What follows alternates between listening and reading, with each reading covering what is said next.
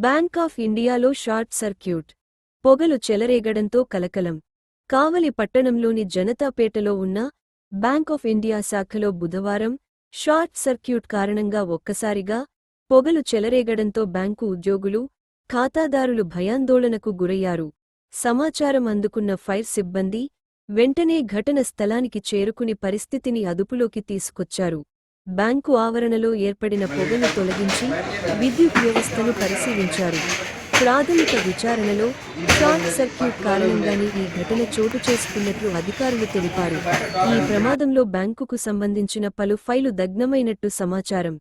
ఈ సంఘటనలో ఎలాంటి ఆస్తి నష్టం గానీ, ప్రాణ నష్టం గానీ సంభవించలేదని వెల్లడించారు.